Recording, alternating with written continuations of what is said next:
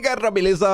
Como é que vocês estão? Meus amigos, hoje é dia de dossiê mais uma vez. Os donos do poder estão, incomodados, porque se eles não estivessem, eles não estariam criando um novo inquérito das fake news e que dessa vez não é pra cima do bolsonarismo. E talvez seja por isso que a imprensa já tá muito chateada e fez questão de convocar apenas juristas que estavam dispostos a criticar o regime para levantar aí, algumas ponderações, falar em até mesmo abuso de poder, dentre tantas outras coisas, Dá pra falar que a imprensa está bolsonarizando, mas enfim.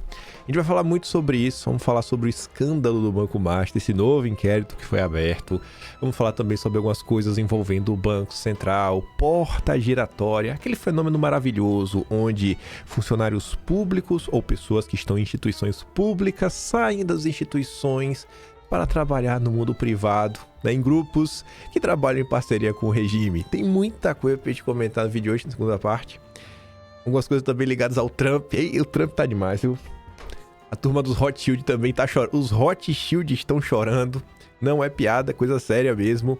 Mas antes, como de costume, vamos começar falando de Bolsonaro, Porque ontem tivemos aí mais um absurdo acontecendo. A mudança de Bolsonaro pra Papudinha. E depois a gente entra. Vem comigo que tem muita coisa pra gente comentar hoje. Esqueci, gente. Ontem, eu tava nessa correria, tanta coisa acontecendo. Ontem foi dia 15 e eu esqueci de colocar no ar, mas já está no ar. Atlas, novembro de 2025, 35ª edição, 35 já prontos.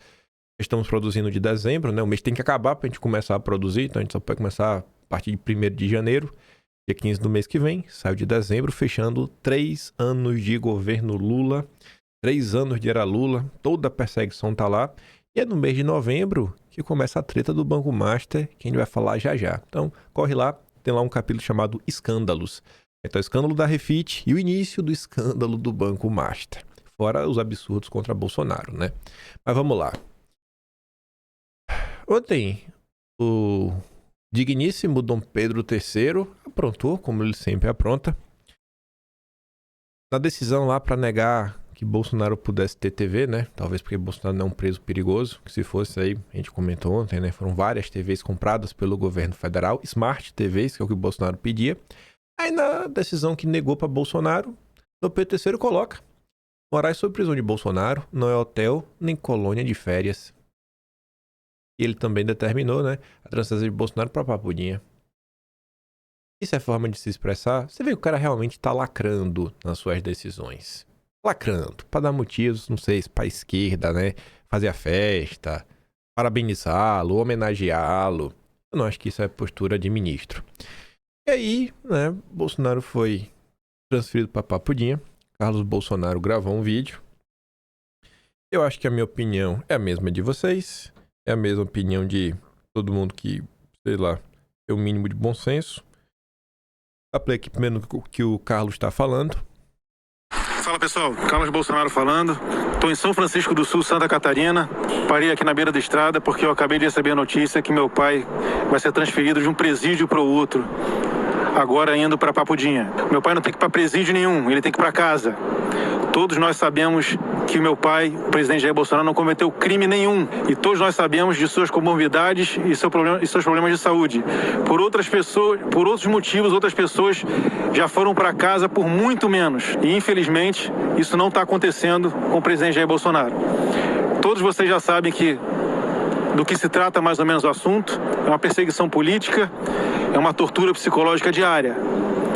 Mas 2026 é um ano fundamental para que nós possamos ter esperanças e mudar os destinos do nosso país. Eu tenho certeza absoluta que esse ano, você, assumindo a sua responsabilidade e nós aqui também assumindo a nossa responsabilidade, daremos o recado que a população tanto almeja, nesse caso, o presidente Jair Bolsonaro e dos presos sobre o 8 de janeiro. Pois é. Eu pensei em trazer a lista da Papudinha, as mudanças.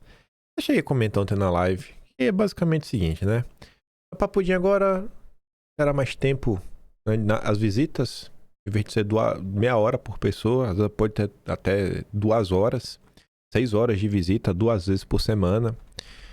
Mas, gente, pra mim, sabe? A gente comentou ontem, parei e pensei. No final do dia, como o Carlos Bolsonaro tá falando, de tudo que aconteceu relativo a Papudinha, a única coisa que tinha que estar clara é: Bolsonaro sequer deveria estar preso. Acabou. Sequer deveria estar preso. Sequer deveria estar preso. E pra Papudinha é outro absurdo. Como o Carlos comentou, gente com condições muito melhores que a de Bolsonaro, condições de saúde, tem aí prisão domiciliar. Esse já é o caso do Collor, né? Mas Bolsonaro sequer deveria estar preso. Então, assim, no final do dia, ainda que possa ser uma despiora, é um absurdo. É um absurdo. É um absurdo que no máximo é uma cortina de fumaça, que é pra ver se o povo esquece, né, das absurdidades que estão sendo feitas contra Bolsonaro. Sabe, assim, olha, Bolsonaro. A imprensa que basicamente falou assim: olha, agora você pode ser torturado, né? Agora aquele barulho ensurdecedor da central de ar-condicionado, aquela sala minúscula, sabe? Aquelas visitas que, sabe, basicamente você não pode nem ver sua própria família. Não, agora você só vai ficar preso igual um indigente, igual um bandido, né? Mesmo você não sendo, e você deveria ficar feliz por isso. Então, assim, no máximo é uma despiora que não tem o que celebrar. É simplesmente um absurdo. E aí, quando você volta pra decisão, é outro absurdo. Além das piadinhas, colônia de férias, isso, aquilo, outro, Moraes determina que Bolsonaro seja transferido para Papudinha. Aí, olha o que Katsuki diz. O imperador transfere Bolsonaro para uma cela com condições mais favoráveis, entre aspas, mas sem deixar de dizer que existe uma campanha coordenada de ataques ao judiciário. Ele teve que falar isso na decisão. Essa narrativa nunca tem fim. Parabéns aos envolvidos que endossam a fala do imperador. Tem gente na direita que até segue batendo palco para esse tipo de maluquice. Mas tá ali, ó. O ministro lista privilégios concedidos ao ex-presidente. Não tem privilégio nenhum. Nenhum. Está sendo maltratado. Preso por um crime que não cometeu, enfim. Ele afirma que, mesmo nessas condições, houve uma sistemática tentativa de deslegitimar o cumprimento da pena por meio de críticas públicas feitas por familiares e aliados de Bolsonaro. Ou seja, criticar agora é um problema. E ele usa a decisão para lacrar. Ele virou o que agora? Moraes anexou na decisão vídeos e declarações dos filhos de Bolsonaro, que, segundo ele, difundem informações falsas sobre supostas condições degradantes na cela. Para Moraes, trata-se de uma campanha coordenada de desinformação para ataque ao judiciário. Ele afirma que a pena vem sendo cumprida com absoluto respeito à dignidade da pessoa humana. Não tá. Mas não tá de jeito nenhum. Nem Hélio Gaspari, jornalista da Folha, como Marcelo Coral estava comentando, 5 livros publicados sobre a ditadura brasileira, falando com um absurdo a questão, né, do barulho. Próprios jornais da imprensa falando sobre isso, sabe? O ministro afirma, porém, que a inverdade das reclamações não impedem que Bolsonaro seja transferido a uma cela especial com condições ainda mais favoráveis. Ele ainda lacra em cima. Aí, pra você ver, né, como isso se apresenta na decisão. Olha, ó, prints. Flávio Bolsonaro no Flow. Flávio Bolsonaro conversando com a imprensa. Aí tá ali o marceneiro do Metrópolis. Na decisão de transferir Bolsonaro, Moraes coleciona a série de entrevistas de Flávio Bolsonaro reclamando das condições da prisão do pai. Vem ocorrendo uma sistemática tentativa de deslegitimar e regular o legal cumprimento da pena privativa de liberdade de Jair Messias Bolsonaro. É um absurdo, sabe? Tudo tá acontecendo um absurdo, do início até o fim. Do início até o fim. E só para terminar essa parte com a notícia positiva, ontem teve aí o Tarcísio falando com a imprensa, a gente comenta principalmente amanhã. Quero falar hoje do Banco Master, não deu para falar contento, e ainda vai faltar coisa que eu queria falar do Banco Master, sei que não vai dar para comentar hoje. Mas, bom desempenho de Flávio surpreende e faz Centrão reavaliar a estratégia. Caciques partidários, né, passaram a tratar a entrada do filho 01 de Flávio, né, na corrida, mas mais como uma realidade, menos como uma manobra para levar o pai da prisão. Que é uma fofoquinha? Botei isso mais ou menos por alto ontem, mas fala aqui. Na verdade, acho que eu contei lá no canal secundário, eu conto mais fofocas. Quando Flávio estava em Washington com Eduardo Bolsonaro, um cacique do Centrão ligou para ele. Um cacique bem conhecido do Centrão, com um tracking na mão. E um tracking que mostrava bons números, ótimos números. E esse cacique do Centrão ainda falou pro Flávio que o que aponta é que não importa quem ele escolher de vice, não tem impacto naqueles números que foram apresentados. E obviamente que o cara fala isso, talvez tenha até o interesse dele mesmo ser um vice, aí fica no ar aí, e isso aconteceu agora, né? Quando o Flávio estava lá em Washington, junto com o Eduardo e tudo mais. Isso aconteceu. A candidatura do Flávio vai decolar cada dia mais alto. Cada dia mais alto. Ontem eu tava fazendo, inclusive, live com o pessoal, e aí uma tia do Zap minha, tia Helena, tava comentando. Ela tava... não sei se ela tava eu sei que a sobrinha dela falou com ela, tia, por que a senhora bolsonarista, como assim? Defende ele, ela já meteu o Miguel. Não, sou até amiga dos filhos de Bolsonaro. Só que depois ela falou, não, vamos conversar qualquer outro dia, né? E aí eu tava comentando com o pessoal, e a mesma coisa que fez o Bolsonaro ganhar as eleições de 2018 e ter a votação que ele teve em 2022, não foram os canais de direita, não foram jornalistas de direita, não foi a União da Direita, não foi nada. A força de Bolsonaro reside na população. E é esse comportamento que vocês possuem de chegar, conversar com o primo, com a sobrinha, com o tio, com o pai, com a mãe, com o irmão, com o colega de trabalho, com o colega de escola, com o amigo do futebol. Gente, só vocês acessam essas pessoas. E a candidatura do Flávio, ela dá prazer, né, de você militar. É igual se fosse candidatura de Bolsonaro, a gente faz com boa vontade, a gente tem paciência pra aturar, né, todas aquelas groselhas e ficar na insistência, esperar aquele pedacinho pra gente tentar trazer a pessoa pro nosso lado. E a do Flávio vai decolar.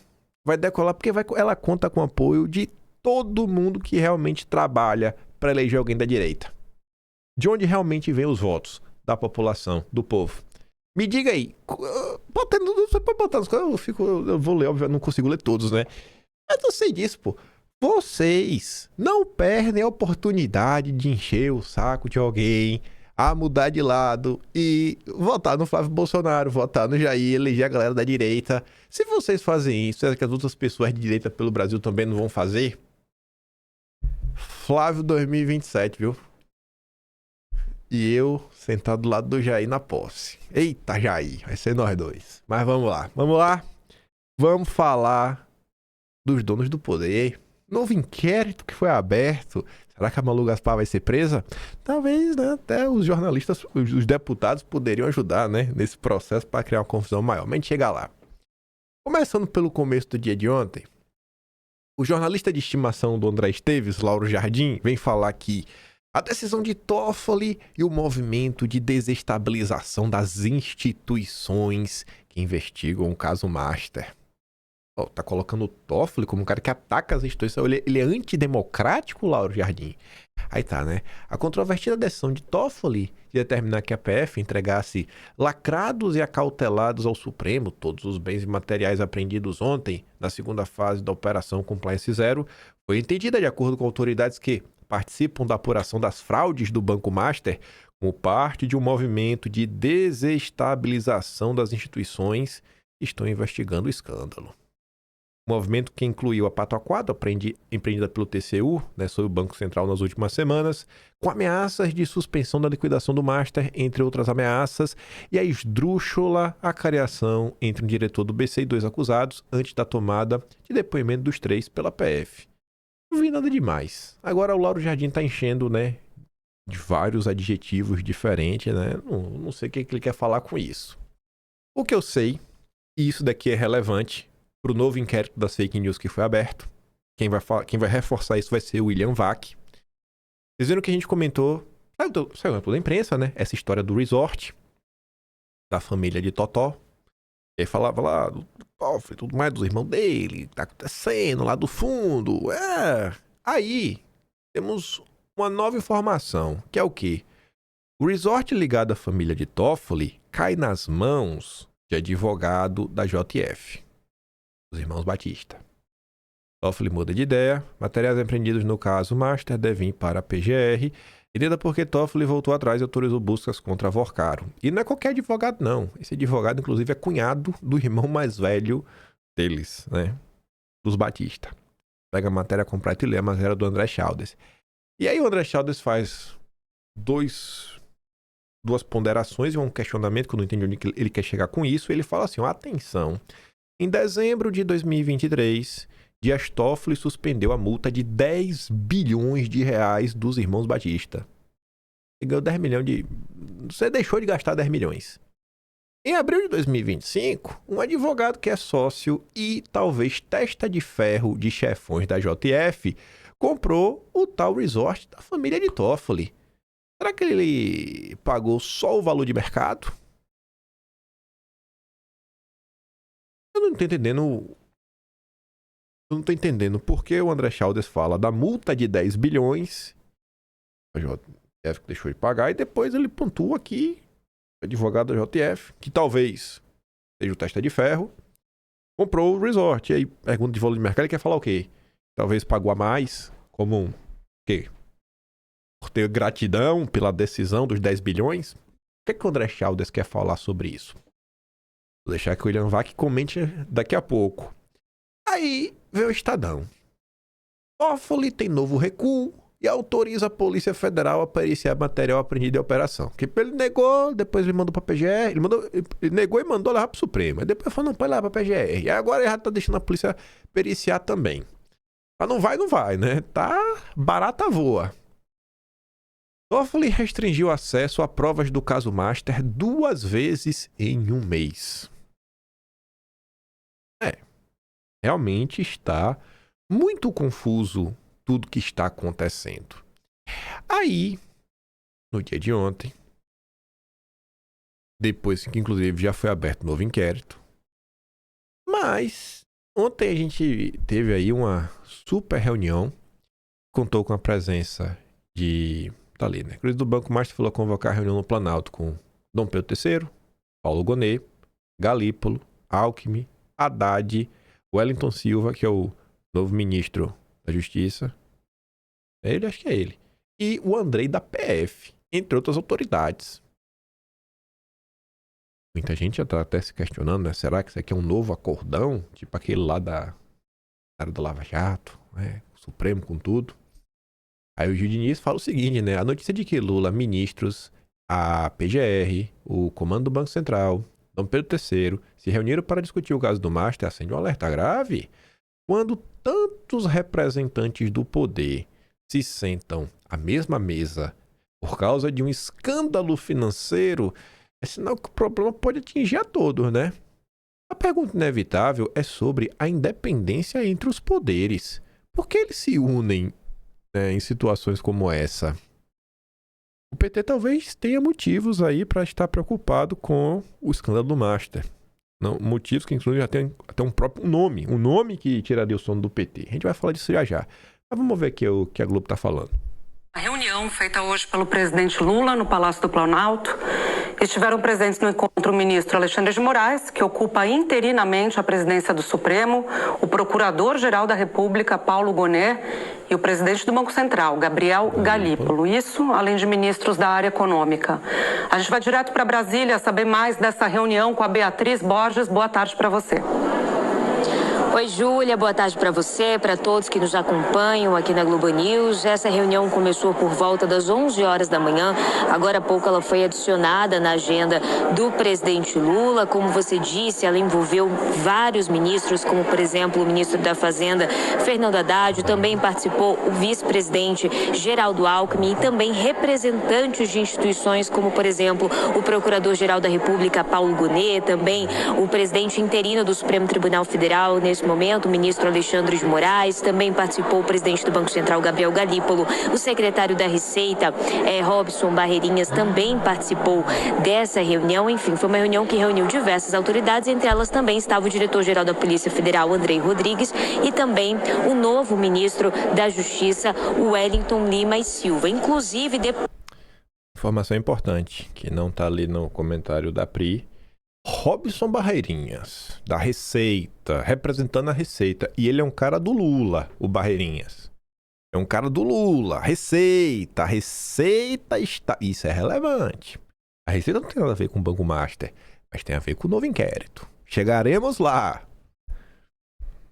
Depois dessa reunião, teve uma coletiva de imprensa aqui no Palácio do Planalto com o novo ministro da Justiça, Wellington Lima Silva. Essa foi a primeira coletiva de imprensa que ele fez depois de ter sido indicado para esse cargo. Ele disse que hoje, mais tarde, agora à tarde, essa é a previsão, vai acontecer uma cerimônia de posse, mas vai ser uma formalidade. Ele disse que vai ser uma cerimônia reservada, e aí ele deu essa coletiva, então, para a imprensa. Ele estava acompanhado do diretor-geral da Polícia Federal, Andrei Rodrigues. Nessa coletiva, eles disseram que o ponto principal dessa reunião foi a discussão em relação ao crime organizado. Ele disse que isso vai ser elevado ali para um combate a nível de Estado. Ele falou que ele falou que atualmente a atuação da Receita Federal e da Polícia Federal é grande em relação a esse combate ao crime organizado, mas que sozinhos esses dois órgãos não conseguem demonstrar, trazer resultados concretos em relação a esse combate, que precisa do envolvimento de outros segmentos, como o Ministério Público e o Judiciário, nesse combate, porque existem medidas que passam pelo Ministério Público e pelo Judiciário. Ele disse que essa reunião foi nesse intuito de integrar esses segmentos no combate ao crime organizado. Ele falou também que a questão do Banco Master também foi discutida durante essa reunião, mas ele falou que foi um dos eixos da reunião. Então, ele disse que o ponto principal teria sido essa questão do combate ao crime organizado. A gente separou um trecho aqui de uma fala dele durante essa coletiva de imprensa, em que ele fala sobre essa possível abordagem a respeito da questão do Banco Master. Vamos ouvir o que ele disse. Tá bom, né? Confia. Eu confio demais no Lula, né? Que foi só pra falar do crime organizado, foi. O Banco Master foi só um aposto, né? Nessa discussão toda. Banco Master foi eixo de mega reunião de Lula com ministros, Judiciário e Ministério Público. Segundo o novo ministro da Justiça, Lima Silva, Lula reforçou a necessidade de uma atuação conjunta né? Vixe, ficou dobrado ali a palavra. Atuação conjunta dos órgãos de Estado para combater o crime organizado. Será que está sendo montado um grande acordão em troca do silêncio do Paquito? Aí, falei que esse negócio da Receita era relevante. A gente comentou dias atrás sobre possíveis vazamentos de informações dos ministros e seus familiares pela Receita e pelo COAF. O que se falava. Mas sobre o que? Assim, né? Foi mal. Vazou o quê? O que vazou? Que suspeita é essa? Aí agora a gente começa a ter mais informações. Porque ficou naquela... Eu realmente fiquei sem saber que vazamento teria sido esse. Diz Estadão. Moraes abre inquérito sigiloso, do jeito que a gente gosta, para apurar se Receita e COAF vazaram dados de ministros do Supremo. Investigação de ofício instaurada após o quê? Notícia sobre o contrato da mulher do ministro com o Banco Master e negócios de irmãos de Toffoli com fundo investigado. Procurados Supremos, Receita e COAF não se manifestaram. Aí você entendeu que eu tava falando aqui que isso aqui é relevante? Isso aqui tem a ver com o novo inquérito?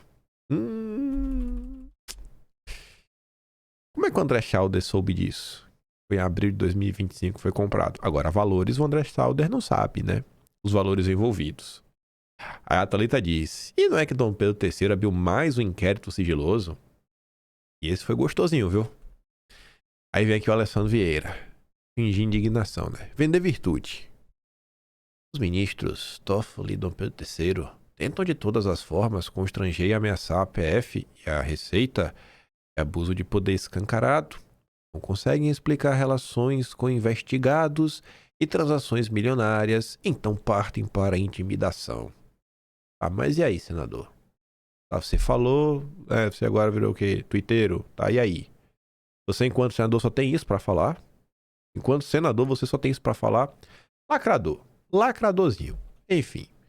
Aí vem o William Vac pra falar com todas as letras, né? Até a chamada já fala com todas as letras. Novo inquérito sigiloso do Supremo protege ministros. É mesmo, é? Acharam que ia parar no bolsonarismo. O ministro Alexandre de Moraes instaurou inquérito de ofício, isto é, não houve provocação para que isso acontecesse por parte da polícia ou da Procuradoria-Geral da República. E esse inquérito visa apurar na Receita Federal e no Conselho de Controle de Atividades Financeiras, o COAF, visa apurar a possibilidade de vazamento de dados sigilosos. Dados sigilosos sobre o próprio Moraes e sobre o ministro Dias Toffoli e parentes de ambos os ministros. Esse tipo de inquérito sigiloso faz parte de um método.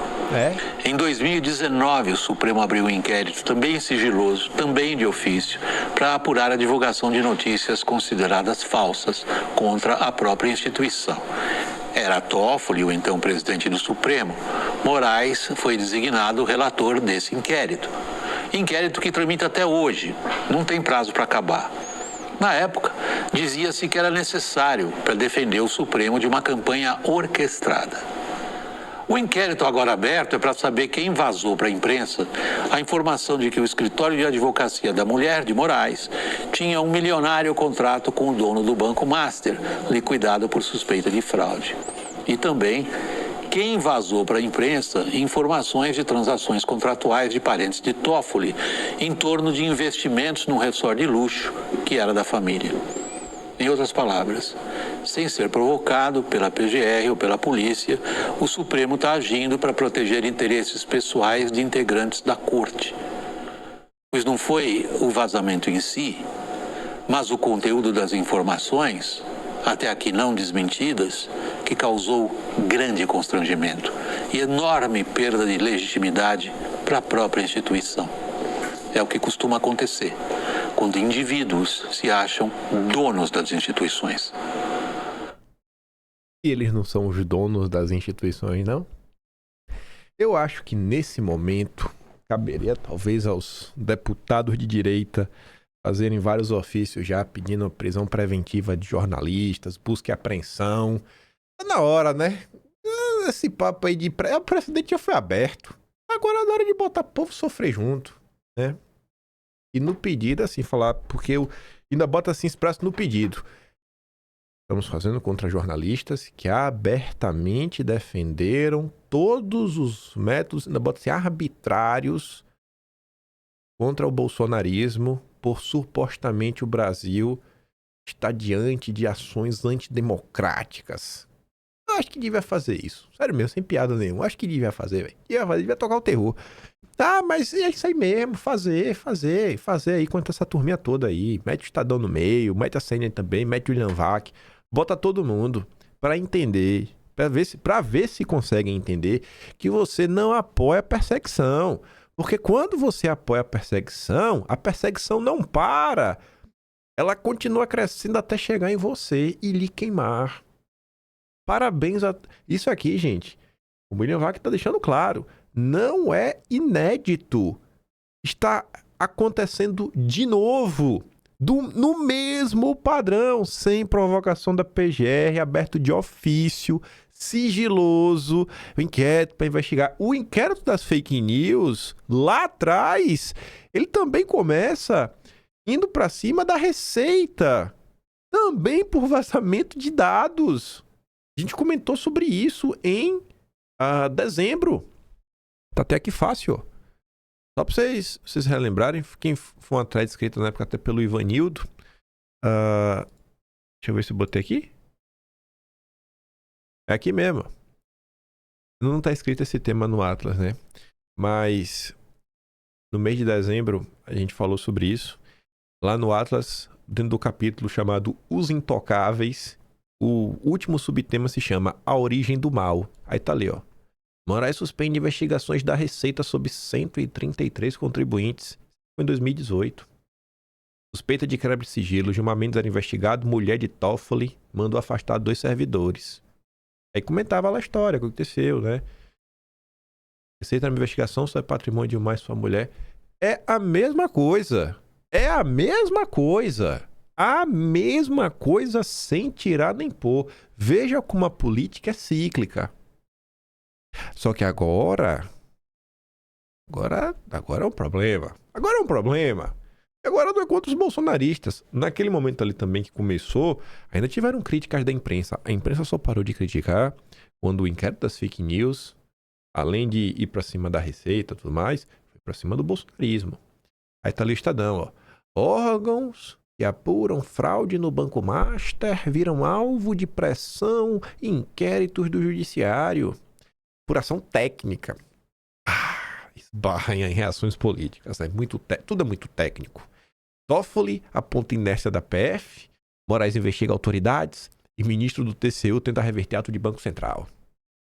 Aí o Estadão escolheu a dedo juristas para criticar o novo inquérito das fake news.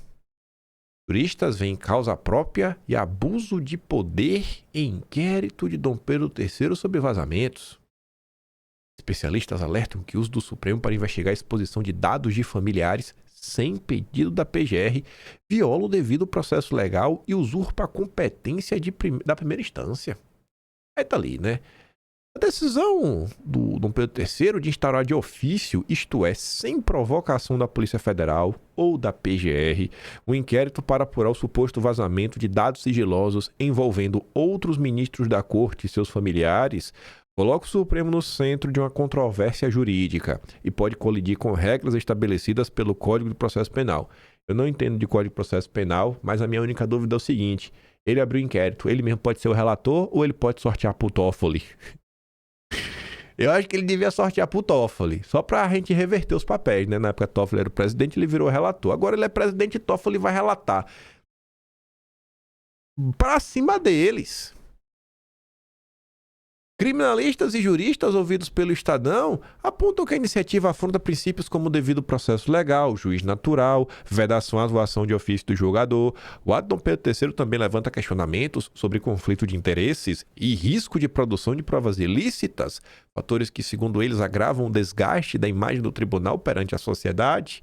Essas críticas ganham peso adicional pelo fato da decisão e a investigação tramitarem sob sigilo, assim como o inquérito das fake news, o que impede o acesso público aos fundamentos legais utilizados pelo ministro para amparar a instauração do processo, assim como o inquérito das fake news, que até hoje segue sob sigilo. Os alvos seriam a Receita, o COAF, órgãos de Estado cujos servidores não possuem prerrogativa de foro por função, assim como os alvos do inquérito das fake news. O jurista ex-desembargador do TJ de São Paulo, Walter Maierovitch, avalia que a iniciativa de Dom Pedro III configura atuação em causa própria, o que compromete a legitimidade da apuração. A situação do Supremo vai de mal a pior. Para Maierovitch, ainda que haja indícios de crime a serem investigados, a condução do caso deveria caber a órgãos isentos como o Ministério Público. Aspas. O ministro não pode investigar quando está envolvido direto ou indiretamente se há suspeita de crime.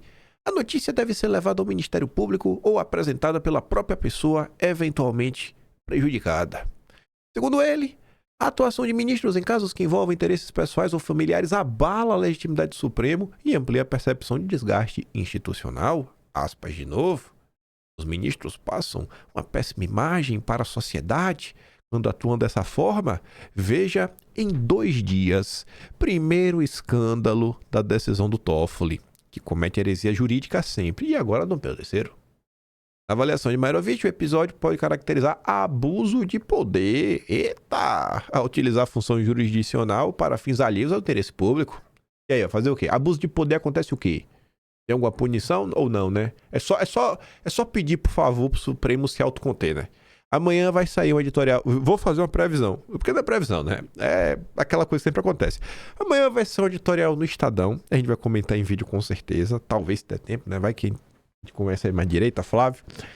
Falando que o Supremo precisa se conter. Que o pior já passou. O período de exceção que o Brasil viveu com o bolsonarismo. E que agora é hora das instituições corrigirem a rota. Senão...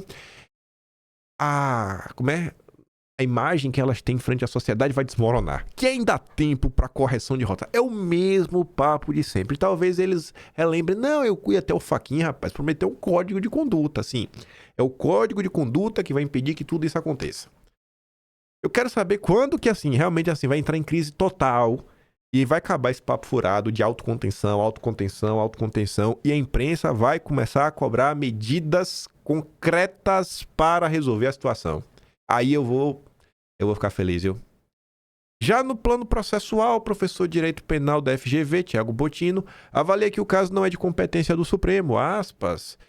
O juiz pode requisitar ou determinar a instauração de inquérito, tem essa previsão expressa no artigo 5º do Código de Processo Penal, mas ele determinar a abertura de inquérito significa que ele mandará uma informação para a polícia dizendo que há indícios de um crime que deve ser investigado, mas esse crime não é da competência do Supremo.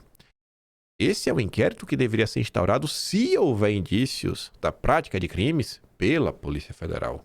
E ele vai tramitar na primeira instância. Faz o pedido da PF, vê se é plausível ou não, e vai para a primeira instância. Se a vítima é um ministro do Supremo, sua esposa ou qualquer pessoa, só tem foro por prerrogativa de função quando o autor exerce uma função pública. Além da discussão sobre a competência do Supremo, e aqui o autor não é a vítima, né? É o autor. O criminalista Marcelo Crespo, coordenador do curso de Direito da ISPM de São Paulo, avalia que a iniciativa de Moraes toca em um dos pontos mais sensíveis do funcionamento da Corte, ao colocar em xeque garantias centrais do processo penal. Oh, as garantias agora, gente. Durante o julgamento do Bolsonaro, ninguém aparecia, né? Para reclamar do processo penal. Agora tá todo mundo indignado. Para Crespo, a instauração do inquérito sem provocação da PGR viola princípios como o devido processo legal e o juiz natural. Quando o inquérito trata de interesses diretos de integrantes da corte e pessoas próximas, especialmente quando a iniciativa parte do próprio julgador, a imparcialidade exigida do judiciário fica comprometida. Outra coisa, quando a imprensa ela sabe quem são os juristas, ela escolhe a dedo. Quando é um caso de Bolsonaro e eles querem perseguir Bolsonaro, eles vão atrás do Davi Tangerino, que é um carequinha calvo, feio, que é o advogado de Neymar e é petista, votou em Lula. Aquele... Não sei se é Botinho o nome do cara, me faltou o nome dele agora. Tem assim o cabelo assim meio pra trás. Não é o Marco Aurélio de Carvalho, mas é do Prerrogativas. Tá direto também nos eventos e tá sempre na Globo News. Não é o cabelinho lambido de óculos que é todo assim... Não, é o mais despojadão, de óculos, cabelo penteado pra trás. Ele tá sempre na Globo News e na CNN. É do Prerrogativas também, faz os eventos pro PT. Quando a imprensa quer perseguir a direita, a imprensa vai atrás desses. Quando a imprensa quer ir atrás do judiciário, pode pegar. Eles sempre vão atrás desse Marcelo Crespo, sempre, principalmente o Estadão. Falam com o Maerovic, por sabe, já são pessoas que vão reclamar. A imprensa escolhe a narrativa vencedora, a narrativa que vai crescer. Essas pessoas são escolhidas a dedo. Deve ter, sem brincadeira, uma lista com o nome de juristas. E assim, ó, quando você quiser criticar o Supremo, e tá lá o número e o WhatsApp, essas são as pessoas. Quando você quer perseguir o bolsonarismo, tem essa lista. Eu vou apostado. Pesquisa aí no Estadão. Matérias críticas ao Supremo e procure quantas eles não chamaram o Marcelo Crespo. O Renato Vieira também, do IBCC CRIM. Aí tem aquele... O... Roberto Leviano, que é Instituto Não Aceita Corrupção. A depender do caso também. Veja se não é. É escolhido a dedo. A perseguição poderia ser parada ainda em 2019. A imprensa escolheu o caminho do inferno. E por isso que o brasileiro está sofrendo hoje. Na avaliação do ex-presidente do IBCC, Renato Vieira, a decisão avança para um patamar de irregularidade jurídica e de possível desvio de finalidade. Para ele, a instauração do inquérito contraria o regimento interno do Supremo, que autoriza a atuação do presidente da Corte em defesa de interesses institucionais, mas não permite que o relator instaure investigação criminal sem provocação da PGR ou da PF. Aspas. Se houver vazamento de dados sigilosos envolvendo parentes de ministros ou escritórios de advocacia, essas pessoas podem, como qualquer cidadão, buscar as medidas judiciais cabíveis ou... não parece legítimo acionar a jurisdição penal do Supremo para proteger interesses pessoais ou familiares. Essa não é a primeira vez que o Supremo abre uma investigação. Aí a matéria termina relembrando que em 2019, ainda sob a presidência do Toffoli, a Corte instaurou o chamado inquérito das fake news. Menos mal tá relembrando. Não é a primeira vez. A Estadão publicou a matéria só para falar isso. Moraes e Toffoli repetem roteiro de inquérito das fake news em caso ligado ao Banco Master. O mesmo padrão. A coisa tá tão bacana, tá tão bonita, que a Globo News já tá, né? Ministros do Supremo, do TCU, recomendam a colegas Toda cautela na condução dos casos com explosivos. Tradução. Ô, irmão, maneira aí, véi. Putz grila, bicho. Vocês estão demais, viu? É tipo isso, né? Pô, a gente tá sofrendo por conta de vocês. Ai, ai, ai. Aí, falamos, né, que o PT tem motivo de estar preocupado com o Banco Master. A gente tá falando aí da mega reunião. Alerta.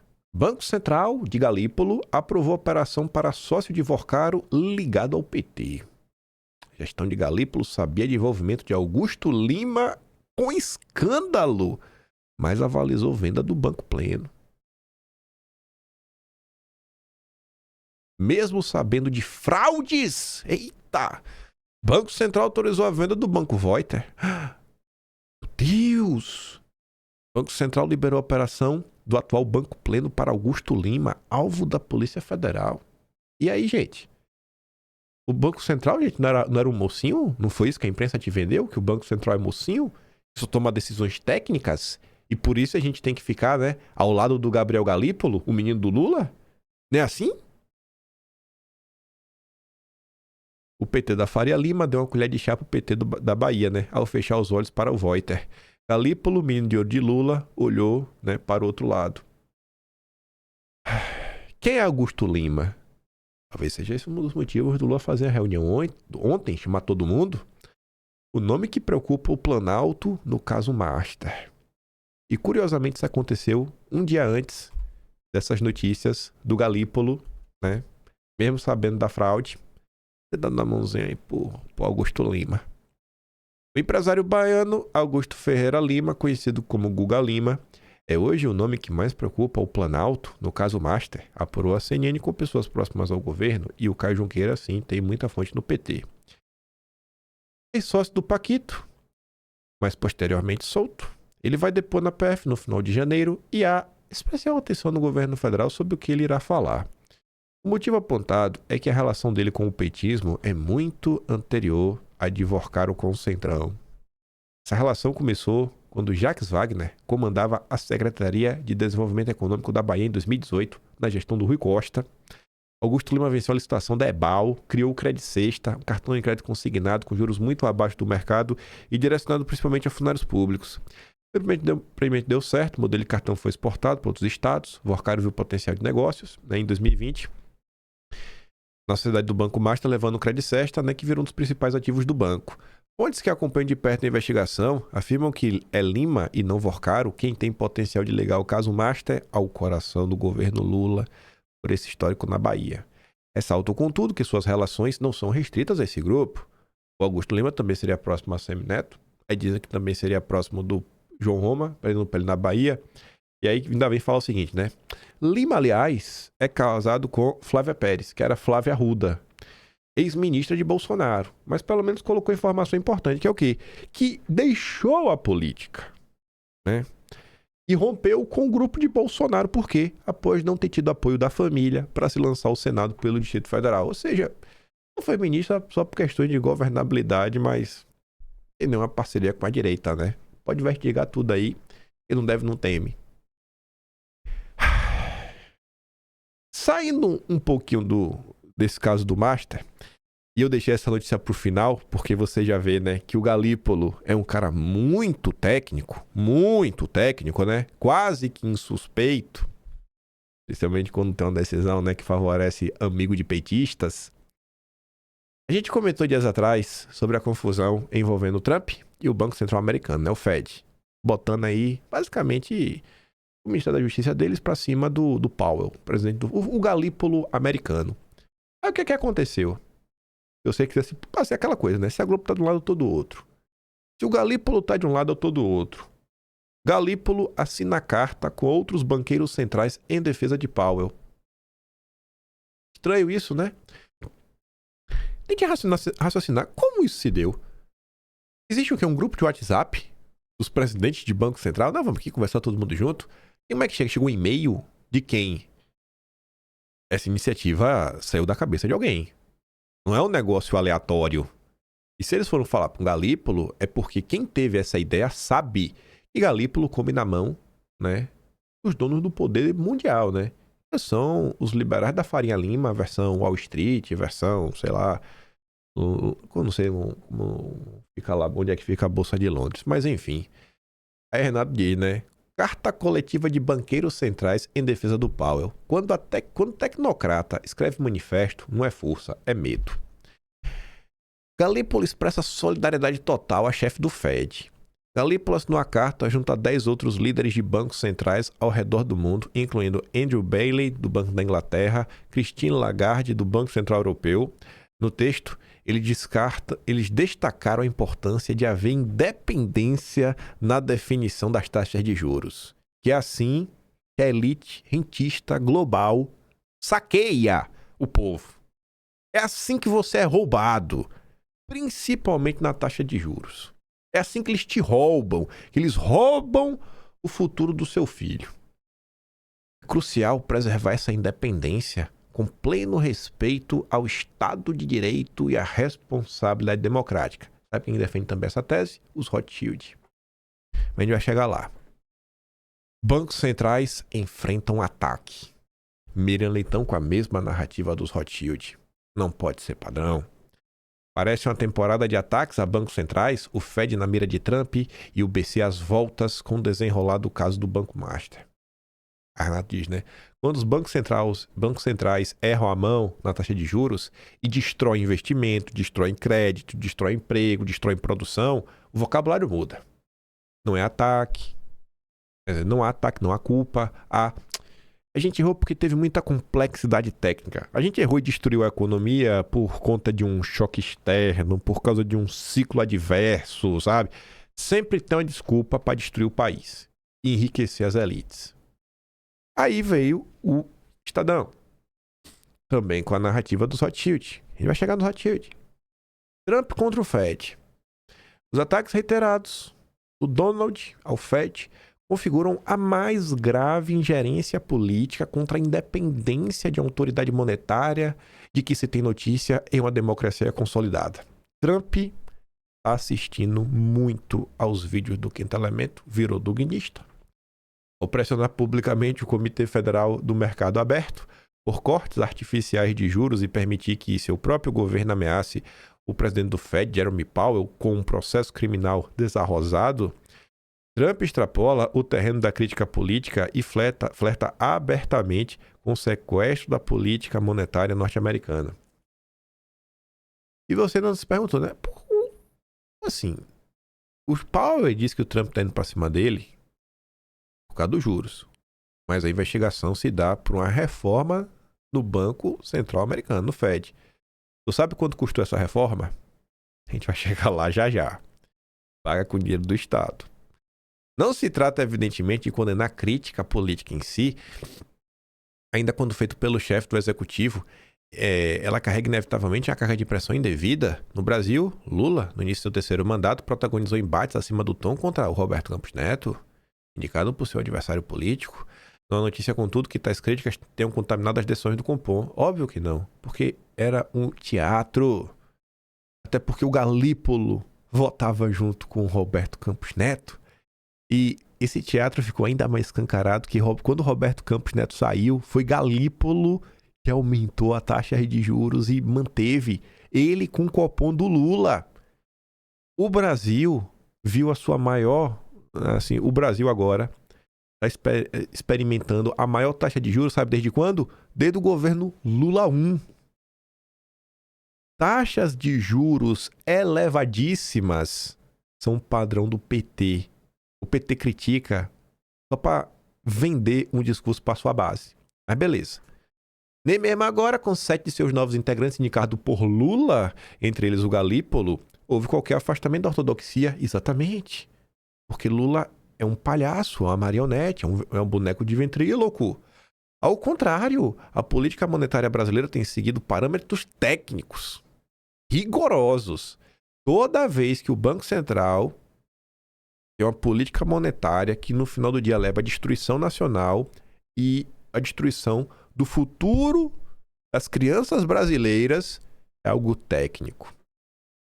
Nos Estados Unidos, o que se observa é de outra natureza. A pressão exercida por Trump sobre os membros do comitê deles, do Copom deles, né, tal grau, que Powell sentiu-se compelido a divulgar um plano domingo, um comunicado oficial reafirmando a independência do comitê. Trump não se limitou a ataques verbais em redes sociais, o que já seria impróprio. O Departamento de Justiça passou a ameaçar Powell com um processo criminal relacionado à reforma da sede do Fed.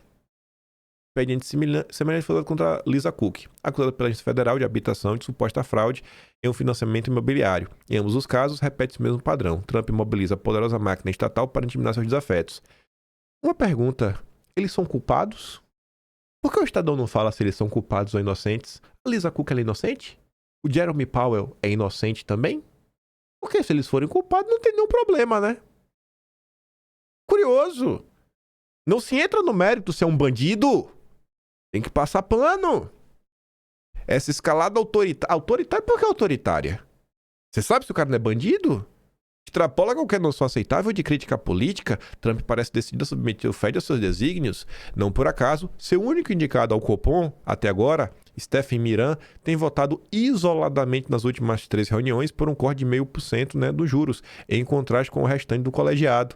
Tudo indica que Miran cumpre a missão política previamente definida pela Casa Branca. Então, peraí, se o cara discorda da turma do Biden, ele tem uma missão. Ele não é técnico. Só é técnico se vota igual a turma do Biden. Banqueiros centrais existem para preservar o poder de compra da moeda. Balela existe para controlar a economia e garantir que os vagabundos dos liberais, banqueirinho safado, vagabundo, desgraçado, continue roubando o povo dos países que eles moram.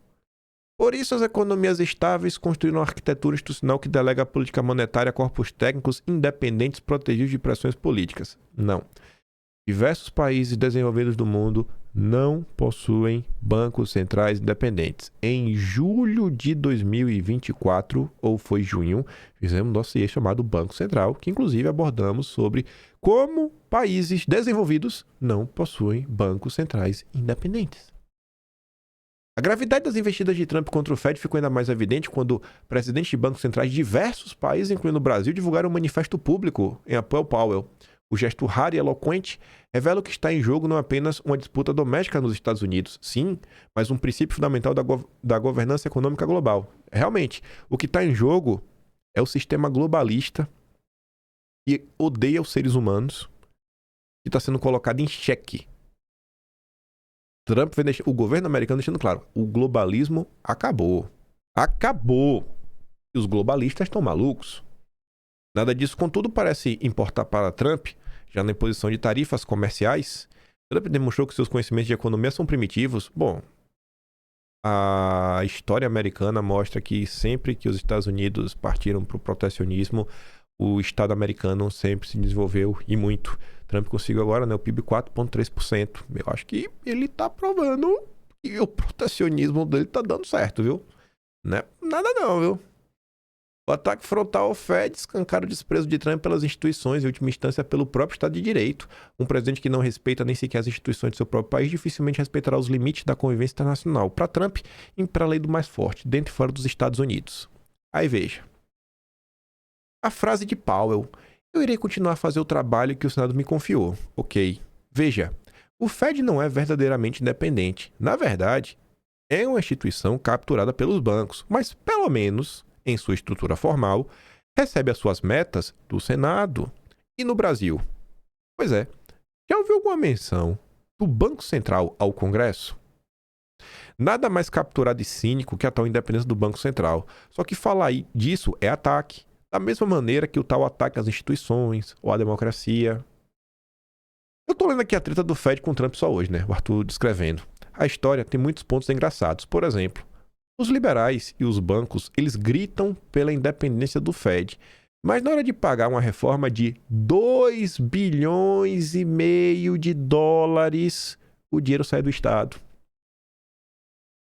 Estranho, né? Vocês acham que isso é pouco, gente? Uma reforma de um prédio custar 2 bilhões e meio. Reforma de um prédio? 2 bilhões e meio, rapaz, dá pra construir um prédio, né? Meu Deus do céu. Ah, Jeremy Powell. Aí, antes de entrar na crítica dos Rothschild, Você tá vendo o comportamento do Galípolo junto com Augusto Lima. Mesmo sabendo, né, da confusão, autorizou. Augusto que é próximo do PT. Não me vê com esse pai de decisão técnica do Banco Central do Lula, né? Juntinho com toda a turma globalista. Aí, Banco Central independente, né? É o que eles falam do Brasil. Itaú conversa com Guilherme para substituir Mesquita, dizem fontes. Caso a contratação seja feita, Guilherme se juntaria ao Itaú após cumprir um período de quarentena de 6 meses. Um praxe depois que diretores deixam o Banco Central. Vocês entendem o que eu falo para vocês? O cara tá trabalhando no Banco Central e tal, e já tá conversando, vai trabalhar no Itaú. E levar todo o conhecimento que ele adquiriu, né? Os contatinhos, o network. Vocês acham que tem como existir um Banco Central independente, sendo que quando acaba o mandato, se tu quiser ter um emprego como banqueiro, tu só vai ter um emprego se você fizer tudo que os banqueiros querem, né? Tu já pensou um Banco Central que desagrada o BTG, que desagrada o Itaú, que desagrada o Bradesco? Tu acha que esse Guilherme trabalha mais em algum lugar? Mas nem de faxineiro. Nem de faxineiro em banco esse cara trabalha mais. Vira figura não grata, ele tem que ir embora do Brasil se ele quiser alguma coisa. Não existe Banco Central independente. O Banco Central foi sequestrado, mas há muitos anos. O pão é nosso. Após fraudes, injeção da Caixa do governo Lula, né? E a autorização do Banco Central, antigo banco de Silvio Santos, será incorporado limpo ao conglomerado do BTG. Dedé não perde uma, né? Aí, com a autorização do Banco Central. Foi uma decisão técnica também, não foi? Olha aí o Banco Central independente. Olha o banco. Na teoria do Adam Smith, tudo é maravilhoso, né? Esse é o mundo real. Eu vivo no mundo real. Aí tu pode ver na teoria que tu quiser. O Arthur comenta falando o seguinte, né? Substitua BRB e Master. Pelo acordo firmado, aqui é a notícia. Ele só fala você substituir, em vez de falar Caixa, Pan-Americano e BTG, substitui por BRB e Master. O que está na matéria do bastidor. Pelo acordo firmado entre a Caixa, Pan-Americano e o BTG, a Caixa se comprometeu a adquirir créditos do PAN em até 8 bilhões de reais e reforçar sua liquidez com depósitos interfinanceiros de até 2 bilhões de reais. As medidas foram consideradas essenciais para manter a instituição em funcionamento naquele momento. O membro do conselho de administração do Banco Pan, sabe quem é? Sérgio Cutolo. Sabe onde ele trabalhou antes? Ele era da Caixa Econômica, rapaz! Ele era da Caixa, foi pro Banco Pan, que agora foi absorvido pelo Dedé do BTG. Aí você tem esse que era do BTG, já tá pra ir pro Itaú. Olha aí os bancos centrais independentes. Não existe isso. Aí eu tava passando ontem e eu vi que não é de hoje. Do dia 14. Óbvio que os Rothschild tinham que chorar. Não é só o Fed. A política paira sobre os bancos centrais em todos os lugares. Segura os Rothschild que eles estão putos. Ali a matéria original, né? The Economist, em inglês. Tá ali a tradução. Enfim, né? O que é que os Rothschild estão chorando? A ideia de que os bancos centrais devem desfrutar de alguma independência é tão antiga quanto o próprio conceito de Banco Central. Conversa mole. Quero que ele esteja suficientemente nas mãos do governo, mas não demais. Refletiu Napoleão Bonaparte em 1806 sobre o recém-criado Banco da França. Não, mas não tá falando de independência. Ele quer estar na mão do governo. Só não muito, mas ele quer. Tem de dizer isso ao Trump. Passou o último ano pressionando o Fed para reduzir as taxas de juros.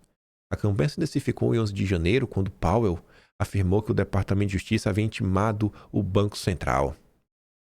Powell disse que agora está sob ameaça de acusação criminal relacionada a longa disputa sobre o custo da reforma da saída do Banco Central. E não fala de quanto foi a reforma, né? Nem se ele é bandido. As ações do Trump representam o ataque mais flagrante à independência dos bancos centrais em décadas. Em parte porque o Fed é o banco central mais importante. Mas não é apenas nos Estados Unidos que os políticos estão interferindo na política monetária. Em todo o mundo. Um acordo vigente há décadas que, no geral, trouxe inflação mais baixa e maior estabilidade econômica, não pode, né, ser considerado garantido. Sim, foi isso daí mesmo que aconteceu, trouxe estabilidade econômica. O mundo viveu uma crise inflacionária nos anos 80 porque o globalista Paul Volcker, que era presidente do Fed, do dia para onde ele subiu a taxa de juros para 20%. E foi uma movimentação política. A gente também já fez dossiê sobre isso. Muito fácil só chegar e falar: ai, o Brasil viveu crise por causa do Cruzeiro, por causa do Cruzeiro novo. Cara, não foi só isso não, irmão. Sem analisar a taxa de juros de 20% do Fed, você não entende nada. Mas essa história ninguém vai contar, porque se você contar essa história, bagunça a narrativa mainstream. A versão moderna da independência dos bancos centrais surgiu após a Segunda Guerra, realmente, né? É quando nasce a democracia liberal, a ortodoxia econômica, é dali. Aí o Trump tá falando, cara, não dá mais, né? E acho que o Orbán sintetiza bem. Estamos de volta na Era das Nações. A Era das Nações é o mundo pré-Primeira Guerra. Existiam nações independentes, soberanas. Não tinha esse papinho. Esses blocos todos, principalmente a União Europeia, que é o melhor dos exemplos, é os primeiros passos, né, de você realmente conseguir montar um governo global. Você vai tendo conglomerados, tirando o poder decisório dos países, levando tudo para uma instância superior de pessoas que não são eleitas pelo povo. Vários burocratas não eleitos. O melhor dos exemplos é a própria ONU. O movimento ganhou força na década de 80, né, de dependência do Banco Central. Ou seja, nem sempre exigiu. E pesquisas teóricas e empíricas fundamentavam a necessidade de independência. Sabe quem vendeu essa narrativa na época? Foi o Armínio Fraga. Eu não lembro se esse do Armínio Fraga está na época do dossiê do Banco Central. Deixa eu olhar aqui se está na época do dossiê, o texto do Armínio Fraga. Foi o Armínio Fraga e o cara do Itaú, ambos defendendo Itaú, a independência do Banco Central. Deixa eu ver aqui primeiro. Júlio. Amigos Rothschild de sistema. Não, acho que esse não. Deixa eu ver aqui o de junho. Bacen. Eu acho que tá aqui, viu? Não sei se vai estar aqui, na verdade, esse texto da independência do Banco Central. Vai estar falando sobre isso daqui e tudo mais. Aqui eu tô falando do Paul Volcker, né? A França culpa os Estados Unidos pela crise mundial. Não foi do nada que essa coisa apareceu. Aí Paul Volcker. FMI planejou a bancarrota do Brasil, México, Argentina e Chile, né? Há histórias que não querem contar. Aí falando de Jeffrey Sachs. Aí lembrando o Lula, que defendeu. Acho que não vai estar aqui, não. Quando eu posso ter comentado sobre isso, Kim? Deixa eu ver. Putz. Não vou saber onde é que tá isso, não. Amanhã eu tento procurar isso daí e comentar com vocês. Não tá nesse dossiê. Eu acho que não foi. Acho que eu comentei sobre isso mais ou menos quando. Eu comentei. Foi isso e foi o Itaú. Ambos falando dessa papai de independência do Banco Central. Eu vou pesquisar. Acho que se eu botar Itaú, eu quase certeza que entrou em algum dossiê histórico. Porque fui eu que escrevi, foi notícia antiga. O outro mês foi do Walter Link. Enfim, fazer igual eu falei do Ruizão do outro dia. Mas ali já tem o do Paul Volcker, já vale a pena olhar. Dá uma olhada lá. Enfim, né? O argumento é que os políticos são tentados por políticas monetárias contraproducentes na busca por alto nível de emprego, dívidas inflacionadas e vitórias eleitorais. Tá bom? E esse grande triunfo dos bancos centrais agora está ameaçado. Muitos governos de países ricos se endividaram tanto, se acostumaram tanto a operar com déficits, que o impacto da política monetária em seus orçamentos se tornou enorme. Se eles reduzirem a dependência dos bancos centrais, esta terá dificuldade para sobreviver nos mercados emergentes, onde não está tão arraigada. O Trump não é o único populista no poder com opiniões fortes sobre a política monetária. Takaichi Sanai, primeira-ministra do Japão, desde outubro, já havia criticado os aumentos das taxas de juros como estúpidos.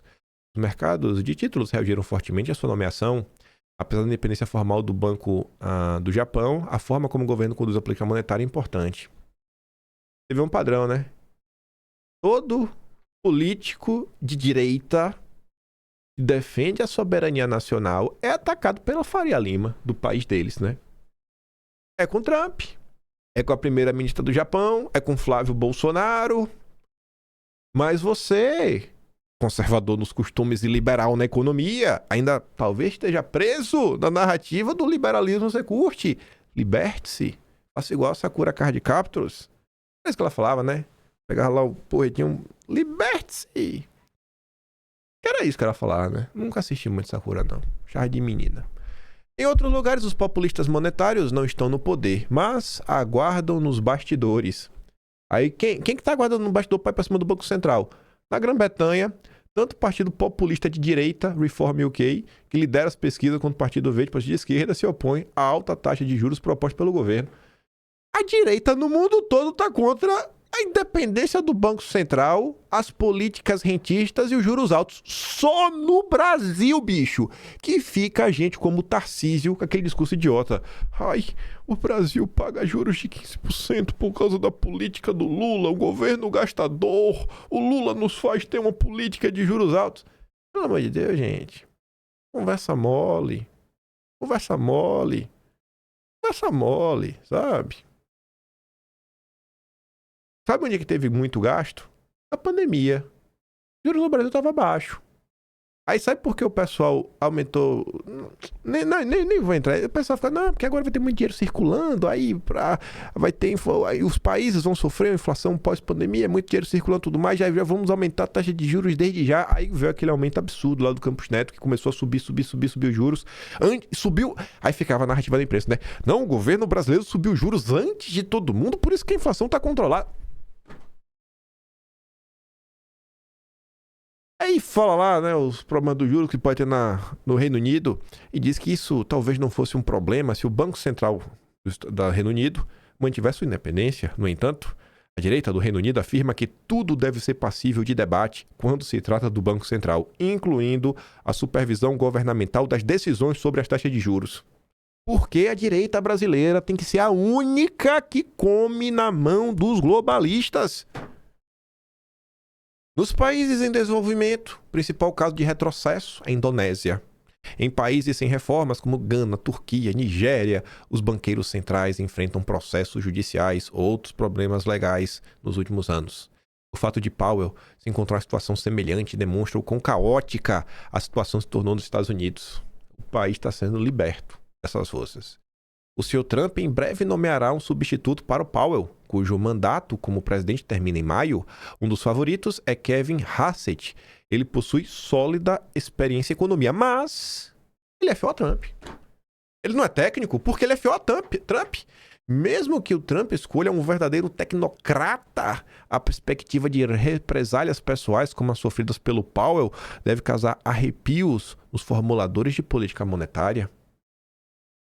Então, se o Trump colocar o Hassett, que tem sólida experiência em economia, e ele falar, olha, a taxa de juros está muito alta, eu vou baixar, pronto. Ele não está sendo técnico, ele não é mais técnico, ele tá com arrepio, ele tá com medo do Trump. Aí, veja só, Haddad ontem cobriu o Brasil. Dívida pública sobe por causa dos juros, não do déficit fiscal. O déficit fiscal brasileiro é pequeno. O déficit primário, qual o problema? É o déficit nominal. Só que os indicados para o Banco Central são do Lula, 7 de 9. Os indicados do Lula no Banco Central dizem que o juros está alto porque eles têm que perseguir a meta de inflação. A meta de inflação, quem define é Haddad, Simone Tebet e Galípolo. O governo tem 2 votos. Qual é o nome do conselho? Esse é agora o nome do conselho. Mas enfim, são eles que definem. O Lula podia falar para o Haddad, Simone Tebet, bota aí 4,5%. Muita gente acha que 4,5% para o Brasil, um país de desenvolvimento, estaria muito ok. E tem uma banda de 1,5% para cima e para baixo. Mas não.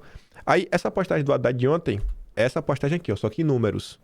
Falando do déficit brasileiro. Antes, o Brasil estava com déficit no primário de 1,5%. Aí, quando você colocava os juros da dívida, o déficit total, que é o que realmente importa, estava em menos 4%. A relação dívida-PIB, ela não vai abaixar enquanto você não tiver um déficit, um superávit nominal, né? Se não tiver um superávit nominal, irmão, não vai para lugar nenhum. Você teve um primário, tá? A sua empresa faturou 10 mil reais, gastou 8 mil de conta, funcionário, imposto, sobrou 2 mil. Mas você tem um empréstimo para pagar de 5 mil. Não dá para pagar o empréstimo. No dia que o Brasil tivesse superávit nominal, aí tá bacana. Aí a gente sai de um cenário, né? Déficit de 1,5, nominal 4. Liberal. Ai, o risco fiscal, sobe o prêmio. Meteu o juro em 15%. Segundo o levantamento do Banco Central, cada 1% que aumenta de juros aumenta o impacto no ano em 50 bilhões do que se paga em juros. 50 bilhões a cada 1%. Estava em 10, saiu para 15. São 250 bilhões por ano. O governo Lula meteu imposto na Shopee, no AliExpress, para faturar 8 bilhões. Os 5% são 250. Será que não era melhor tirar o imposto do povo? Porque 8 comprado com 250, baixa 1% na taxa de juros, bota em 14 e deixa o povo comprar sem imposto. Dá até desconto, pô. Dá até um desconto agora no AliExpress. Você deixa de ganhar 8, mas você vai economizar 50, só baixa 1%. Aí agora, o governo conseguiu um déficit primário de menos 0,3 e o déficit nominal tem 8. Aí vem o liberal. Aí o fiscal piorou. Vamos botar mais juros. Sim, gênio. Piorou porque você subiu os juros para 15%, seu desgraçado. Aí o meu amigo Donald Trump mandou na lata do Constantino ontem que ele é um propagandista chinês. Porque o meu amigo Trump, ele não fala se você suporta free trade, você é pró-China. Ele fala assim, ó, se você é anti-tarifas, you are pró-China. Pró-China! De que lado vocês vão ficar, velho? Vocês vão ficar do lado de Elia Jabor? Elia Jabor e Constantino estão do mesmo lado. Eu tô do lado do Trump. Eu tô contra o Galípolo. Eu tô contra o Powell. Eu tô contra o Supremo.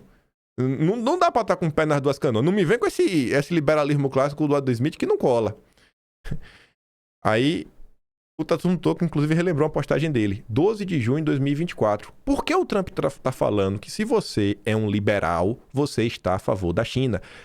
Nós fizemos um dossiê histórico nesse final de semana, onde Roberto Simonsen, em 1935... Se você não assistiu, assista, que vai fazer muito sentido com o que eu vou falar agora.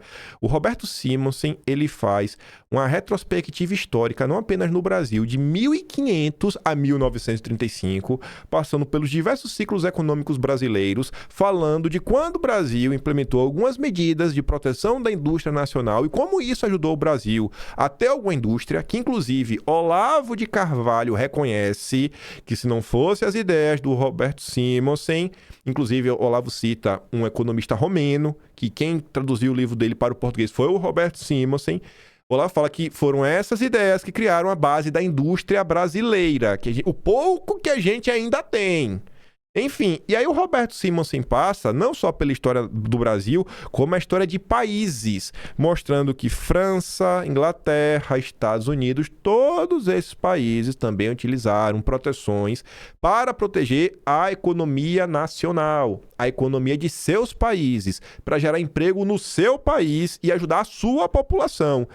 E quando não aconteceu isso, foi porque esses países estavam liderando a corrida tecnológica. Então, se você consegue produzir os melhores produtos pelos melhores preços, de forma que ninguém no mercado consegue competir com você, você vai lutar para não ter imposto. Porque você quer vender o seu produto. Só que se você vender só o seu produto, as indústrias nacionais vão quebrar. E aí são milhões de empregos, porque a maior parte dos empregos, principalmente os empregos que pagam bons salários, normalmente estão associados às indústrias. Aí o Tatu no Toco, e aí você vai entender porque o Trump falou do pró-China, ele coloca ali, ó. Ele relembra uma postagem dele de 12 de junho de 2024, um ano e meio atrás. Num futuro muito próximo, os Estados Unidos vão estar defendendo o protecionismo e a China livre mercado, porque hoje a China consegue produzir em alta escala e em baixo custo. Só existe uma coisa que permanece sempre igual. Quem sobe, chuta a escada. Eu subi, eu tô no topo, a água está para eu ficar sozinho aqui no topo. Fui surpreendida com o design dos carros elétricos que encheram o Salão de Pequim, maior evento do setor automotivo em 2024. Tem um montão de marcas domésticas da China. A competição é enorme, mas o sucesso vem disso e da abertura e inovação. Protecionismo não protege nada. O que é que Trump está protegendo? Principalmente o mercado de carros nos Estados Unidos. Quando vocês vão se libertar das amarras que sabotam o Brasil desde que o Brasil, sei lá, já era império já. Os Rothschild, se você não viu os nossos dossiês históricos também sobre o Rothschild, não chegou aqui agora. O empréstimo que o Brasil, o primeiro empréstimo que começa a criar a dívida brasileira, que é para ficar independente de Portugal, o dinheiro foi emprestado com os Rothschild. Até quando o Brasil vai seguir... Assim, a direita brasileira vai ser a única do mundo que é marionete do globalismo? Porque não estuda nada, porque não, se você não concorda com os liberais, você é comunista, você é duguinista, você é caçambista, você é isso, você é aquilo outro. Arthur traz aqui uma postagem do Mubadala. Fundo Soberano de Abu Dhabi. É um país que está comprando o Brasil. Abu Dhabi está comprando o Brasil, em linhas gerais. O Mubadala ainda comprou 50% da rede de academias Bluefit por 464 milhões, hoje com 184 unidades. Já no agro, o fundo virou acionista de referência da Ativus, ex-Odebrecht, e investe em biometano e etanol de milho. A Odebrecht era ruim, pelo menos era brasileira. Agora aí você tem o Mubadala. Aí o Arthur comenta o seguinte, e ali tem vários braços do Mubadala no Brasil. Eles já estão na infraestrutura, eles já estão no agronegócio, eles estão em serviços financeiros, eles estão em educação, eles estão no fitness, eles estão no varejo de alimentação, estão em evento de mídia. O Mubadala apresenta orgulhosamente a empresa que eu criei, que é a ATG, que é essa daqui, ó.